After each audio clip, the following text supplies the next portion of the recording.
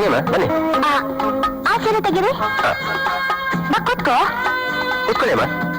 ಆ ಫ್ಲವರ್ಸ್ ಅದೇ ಲಕ್ಷ್ಮಿ, ಏನ್ ಹಾಕ್ಬಿಡ್ತಿದ್ಯಾ? ಇನ್ನೊಂದೆರಡು ಸೀರೆ ಹಾಸ್ಕೋ. ಬೇರೆ ಬೇಡ, ನನ್ ಸೀರೆನೆಲ್ಲ ನನ್ ಗಂಡನೇ ಸೆಲೆಕ್ಟ್ ಮಾಡ್ತಾರೆ. ಹೌದಾ? ಆ ಬೊಂಬೆ ನೋಡು ಅಲ್ಲಿ. ಅಂಗಡಿಯವ್ರಿಗೆ ಯಾವ ಸೀರೆ ಹಿಡಿಸುತ್ತೋ ಅದನ್ನೇ ಅದು ಕೊಡ್ಸೋದು. ಬಾಯ್ ಬಿಟ್ಟು ಏನು ಮಾತಾಡೋದಿಲ್ಲ. ಅದೇ ತರ ನಿನ್ ಲೈಫ್. ಯಾವ್ದು ಹಿಡಿಸುತ್ತೋ ನೋಡು. ಆ ಸೀರೆ ಎಷ್ಟು ಚೆನ್ನಾಗಿದೆ ಅಲ್ಲ? ಈ 2 ಸೀರೆ ಪ್ಯಾಕ್ ಮಾಡಿ. ಸರಿ ಮಾ.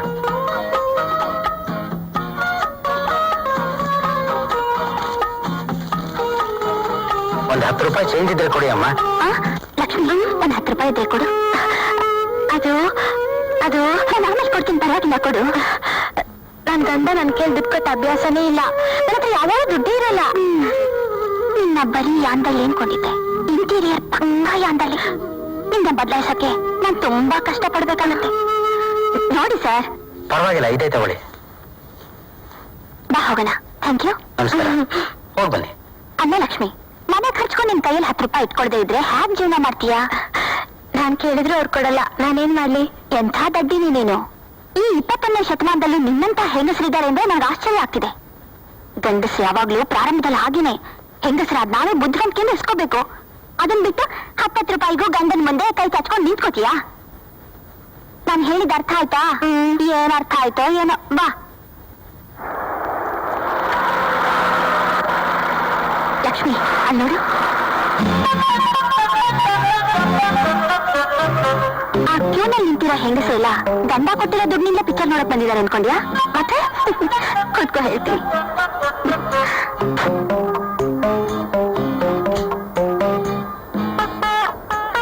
ಆಫೀಸ್ನಿಂದ ಬಂದ್ಮೇಲೆ ಗಂಡ ಶರ್ಟ್ ಬಿಚ್ಚಿ ಬಾತ್ರೂಮ್ ಹೋದಾಗ ಅವನಿಗೆ ಗೊತ್ತಿಲ್ಲದೆ ಅವನ್ ಪಾಕೆಟ್ ನಿಂದಲೇ ಕದ್ದು ಬಂದಿರೋರೇ ಜಾಸ್ತಿ ಜನ. ಗೊತ್ತಾ? ಗೊತ್ತಿಲ್ಲ. ಮುಂದೆ ಗೊತ್ತಾಗುತ್ತಾ?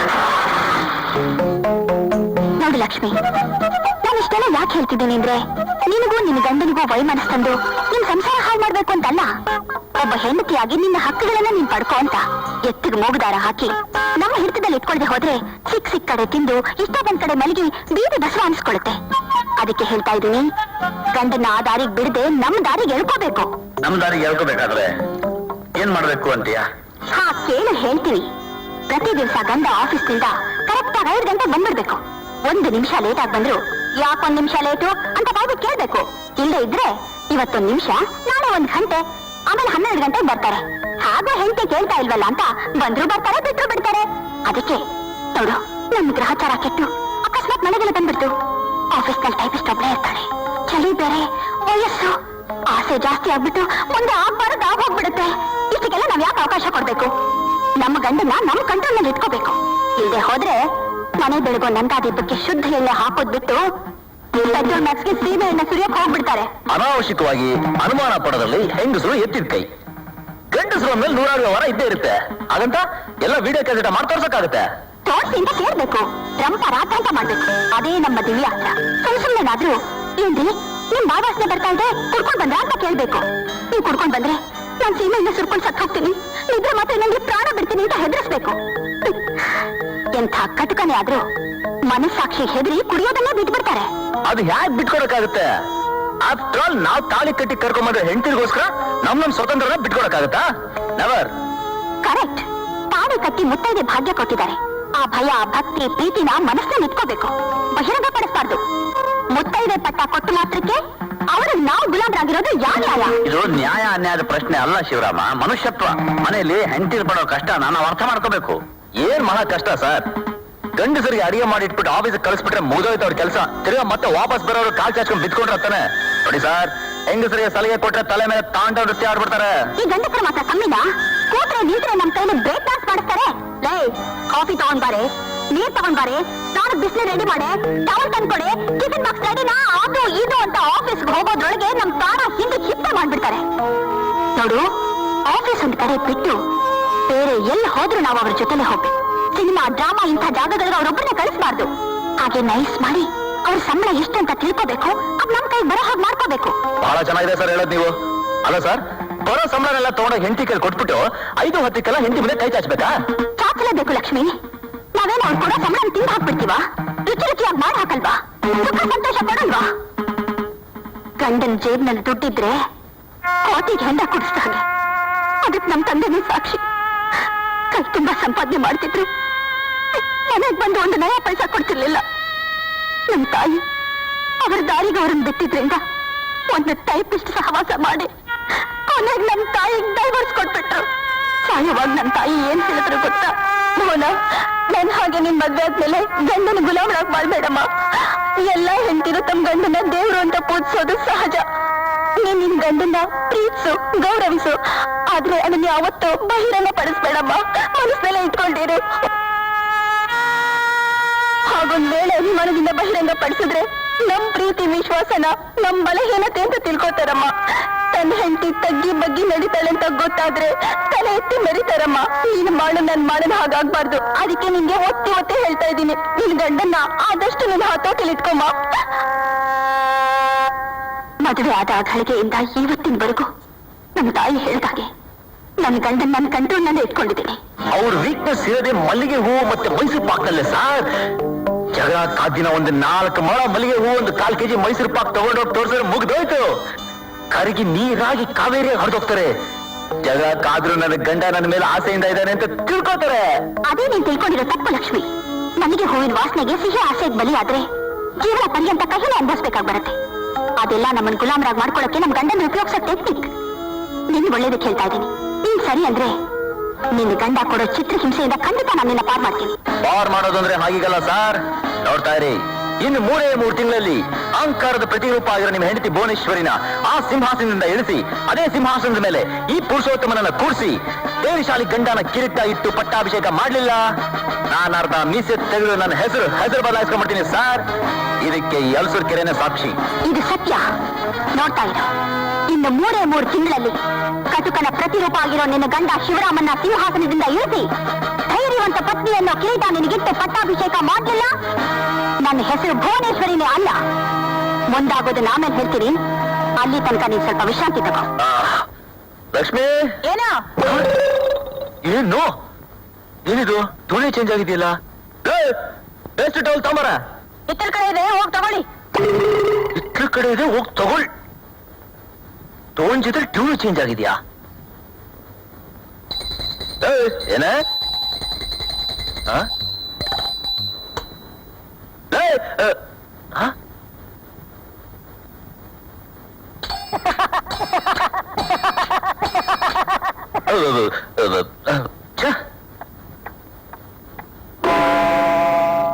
ಕಾಫಿ. ಕರ್ನಾಟಕದಲ್ಲಿ ದಿಢೀರ್ ಕ್ರಾಂತಿ. ಕೊಡಿ. ಏನಾಯ್ತು ಹುಡುಗೆ? ಅಯ್ಯೋ, ಟೈಮ್ ಆಗುತ್ತೆ.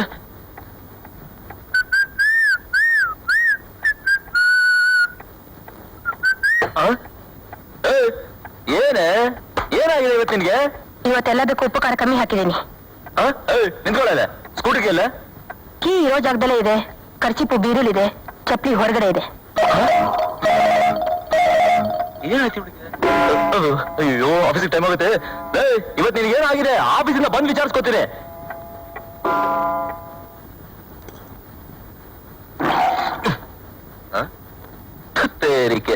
ಇವತ್ತೇನೆಲ್ಲ ತಕರಾರಾಗ್ತಾ ಇದೆಯಲ್ಲ?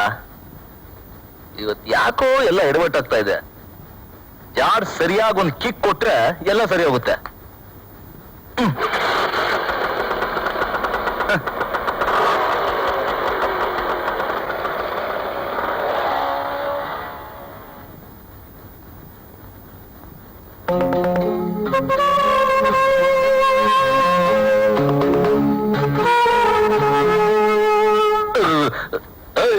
ಏನೋ ನೀನ್ ಕೂಡ ಕಾಫಿ ಕಪ್ನ ಕುಕ್ಕರ್ ಶುರು ಮಾಡ್ದ?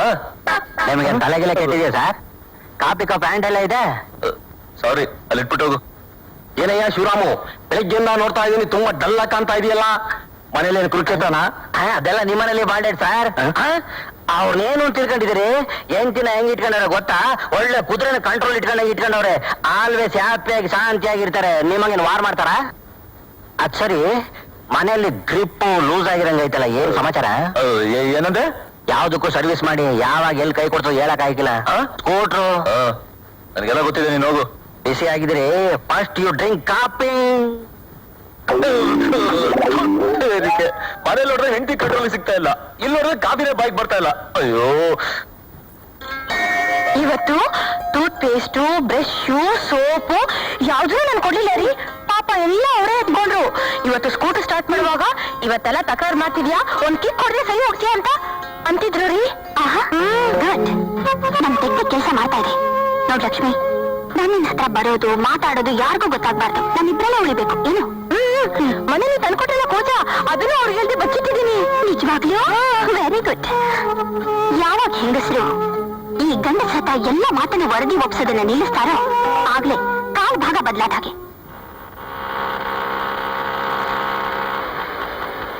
ಬನ್ನಿ ಸ್ವಾಮಿ, ಮಲ್ಲಿಗೆ ಹೂವ. ಅಜ್ಜಿ, ಒಂದ್ 5 ಮೊಳ ಮಲ್ಲಿಗೆ ಹೂ ಕಟ್ಟು, ಘಮ ಘಮ ಅಂತಿರ್ಬೇಕು ವಾಸನೆ. ಏನ್ ಸ್ವಾಮಿ, ಮನೇಲಿ ಎಂಟಿ ಜೊತೆ ಜಗಳನಾ? ಈ ಮುದುಕಿಗೆ ಹೆಂಗ್ ಗೊತ್ತಾಯ್ತು? ನಿನಗೆ ಗೊತ್ತು? ಎಲ್ಲ ನನ್ನ ಅನುಭವ ಸ್ವಾಮಿ. ತಿಂಗಳು ಕೊನೆಯಲ್ಲಿ ಒಬ್ಬ ಗಂಡಸು 5 ಮೊಳ ಹೂವ ತಗೋಬೇಕು ಅಂದ್ರೆ ಇನ್ನೇನಿರುತ್ತೆ. ಸರಿ ಕೊಡು.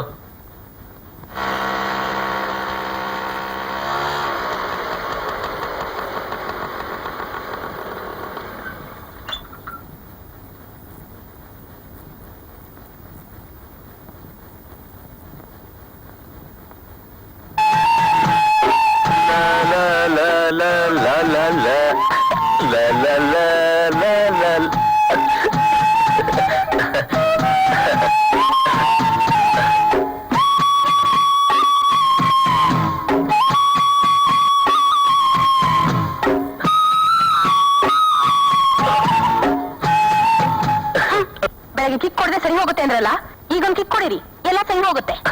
ಕೋಪ ಮಾಡ್ಕೊಂಬೇಡ ಚಿನ್ನ. ಬೆಳಿಗ್ಗೆ ನೀನ್ ಮಾತಾಡಿದ ರೀತಿ ಆಗಿತ್ತು, ನನಗೂ ಕೋಪ ಬಂತು. ಈಗ ನನ್ಗೀಗ ಮೂಡಿಲ್ಲ, ಸುಮ್ನೆ ಬಿಟ್ಕೊಳ್ಳಿ.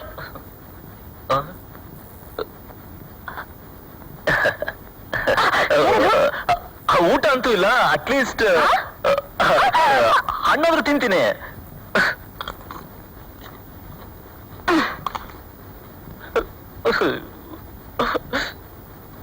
ಹೋಗರಿಯೋ ದೊಡ್ಡ. ಅಯ್ಯೋ ಪಾಪ ಅನ್ಸುತ್ತೆ. ಚೇಚೆ, ಈಗ ನಾನ್ ತಾಳ್ಮೆ ಕಟ್ರೆ ನಮ್ ಟೆಕ್ನಿಕ್ ಎಲ್ಲ ಹಾಳಾಗೋಗುತ್ತೆ. ಚೆನ್ನಾಗಿ ಸತಾಯಿಸಿದ್ರೇನೆ ಬುದ್ಧಿ ಬಿಡೋದು.